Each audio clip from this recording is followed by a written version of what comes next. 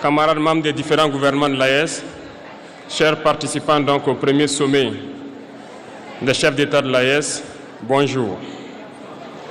C'était un immense plaisir et un honneur de nous retrouver ici aujourd'hui, une date bénie, une date mémorable, le 6 juillet 2024, ici à Niamey. Avant tout propos, rendons grâce à Dieu qui a permis donc que ce jour soit. Nous lui disons merci pour tout ce qu'il a pu faire pour nous jusqu'aujourd'hui et tout ce qu'il fera pour le peuple de l'AES.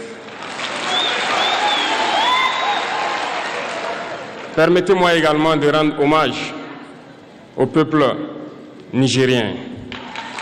Ce peuple qui a tant souffert depuis l'avènement du CNSP et qui continue de rester debout. Merci aux Nigériens qui nous ont réservé un accueil chaleureux hier lorsque nous avons foulé le sol de notre patrie ici. Vous êtes plus que des amis, vous êtes plus que des voisins, vous êtes nos frères, vous êtes nos sœurs. Parce que la fraternité va au-delà de l'amitié ou du voisinage. Nous avons le même sang qui coule dans nos veines. Dans nos veines coule le sang de ces vaillants guerriers qui ont combattu et qui ont réservé ces terres que nous appelons Mali, Burkina et Niger. Dans nos veines coule le sang de ces vaillants guerriers qui ont aidé le monde entier à se débarrasser du nazisme et de beaucoup d'autres fléaux.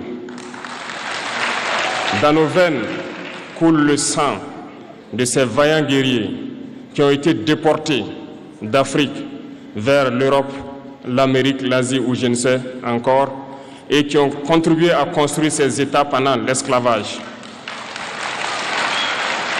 Dans nos veines coule le sang d'hommes dignes, d'hommes robustes, d'hommes debout. Et pour cela, soyons-en fiers et soyez remerciés d'être ressortissants de l'AES.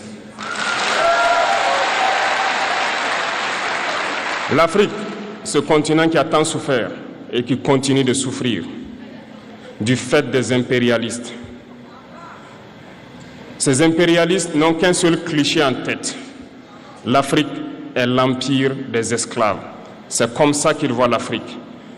Pour eux, les Africains les appartiennent. Nos terres les appartiennent. Nos sous-sols les appartiennent.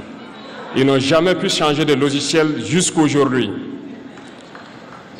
C'est déplorable. Mais comment procèdent-ils? C'est malheureusement depuis donc ces années 60 où ces simulacres d'indépendance ont été donnés à l'Afrique. Ils n'ont juste fait que placer des valets locaux à la tête, selon eux, de leur sous-préfecture, pour pouvoir continuer à les alimenter. Ces valets locaux que nous allons qualifier aujourd'hui d'esclaves de salon n'ont d'autre repère que de chercher à vivre comme le maître, à satisfaire le maître et à faire tout ce que le maître lui dicte.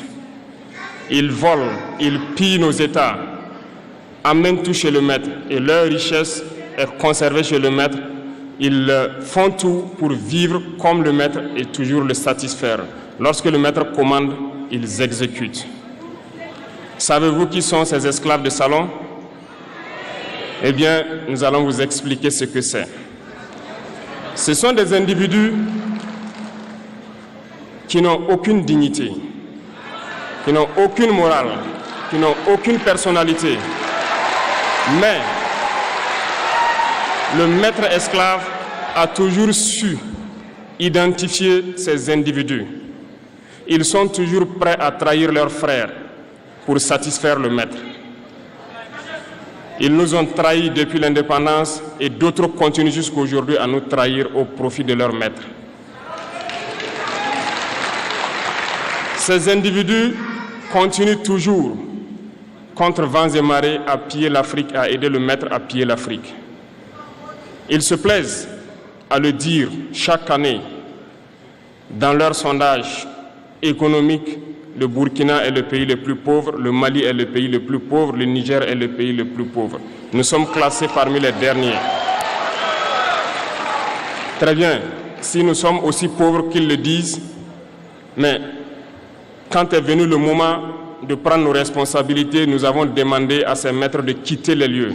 Pourquoi ne veulent-ils pas partir? Lorsque nous prenons le cas du Niger, depuis plus de 40 ans, certains pays exploitent l'uranium pour produire de l'énergie chez eux. D'Ottawa jusqu'à Paris, les rues sont illuminées, c'est la lumière. Mais au Niger, c'est l'obscurité qui nous est servie. Lorsque vous partez dans nos États, nos sols sont troués de toutes parts pour rechercher les métaux précieux tels que l'or. Mais souvent, il n'y a même pas la moindre route accessible pour atteindre les zones où ils exploitent l'or, encore moins certains services sociaux de base. Voilà pourquoi nous avons décidé de nous révolter et de prendre le destin de nos pays en main. Il y a bien d'autres exemples. Mais lorsque nous avons décidé ainsi, eh bien, nous avons été approchés par certains esclaves de salon pour nous passer le message de leur maître. Parce qu'ils avaient créé cette sorte de chaîne polymère qui se relève à la tête de nos États pour les servir. Et nous sommes venus briser la chaîne. Et c'est inconcevable pour eux. Ils nous ont donc approchés et ils nous ont demandé de rentrer dans les rangs pour faire partir de l'élite qui doit diriger l'Afrique, parce qu'ils ont une élite formée et formatée qui doivent suivre, qui sont incrustés dans cette chaîne-là. Nous avons refusé de rentrer dans leur rang. Et dès lors, les hostilités ont commencé. Et ils ont fait fourvoyer dans nos zones plusieurs mercenaires, des formateurs. Les agents sont descendus dans le Sahel pour espérer mener des attaques barbares, lâches contre nos populations, espérer les révolter. En plus de ces attaques sur le terrain, les attaques communicationnelles, la manipulation, la désinformation battent son plein dans leur rang. Mais les peuples du Sahel ont compris et plus jamais on ne pourra les manipuler. Ils savent d'où ils viennent, ils savent ce qu'ils font et ils savent où ils partent.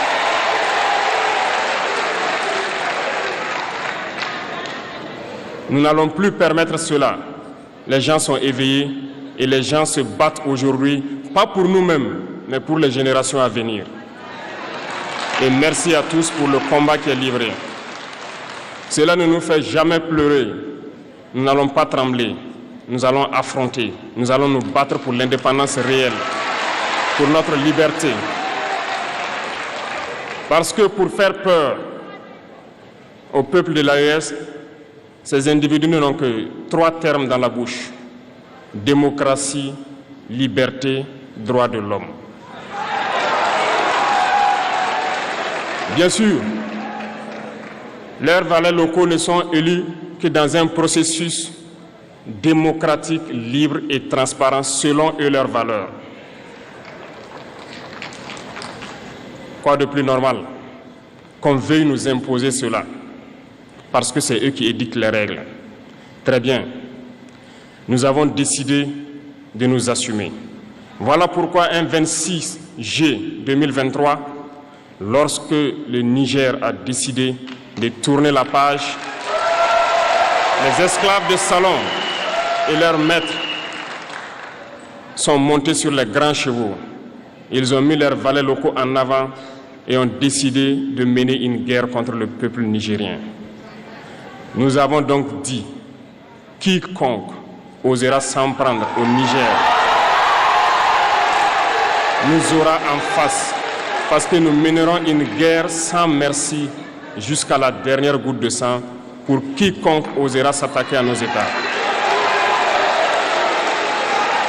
Cette parole, cette décision que nous avons eue hier est d'actualité aujourd'hui et sera d'actualité demain et pour toujours. Ainsi naquit l'AES le 16 septembre 2023 dans une architecture de défense mutuelle. Mais nous avons jugé nécessaire de prolonger et d'agrandir donc l'architecture de l'AES. Ce qui nous rassemble aujourd'hui doit nous permettre d'aller sur d'autres terrains en plus de la défense, notamment les finances et l'économie, les infrastructures, la santé, l'éducation, bref, j'en passe. Je souhaite donc que ces moments soient pour nous une histoire que nous allons écrire pour l'AES, mais surtout pour l'Afrique et pour le monde entier. Que Dieu illumine tout un chacun de nous. Que Dieu nous inspire dans ces tâches qui nous sont confiées. Et surtout, que lorsque nous faisons tous nos travaux, que nous ayons en tête une seule chose, l'intérêt suprême de nos populations. Sur ce, nous prions encore une fois de plus, bon Dieu, qu'il nous accompagne tous dans nos différentes tâches, qu'il protège nos combattants, qui, grâce à eux, nous permettent d'être assis ici et d'échanger autour de l'avenir de nos États. Soyez donc remerciés une fois de plus, peuple nigérien. Soyez unis et solidaires, peuple de l'AES, la patrie ou la mort.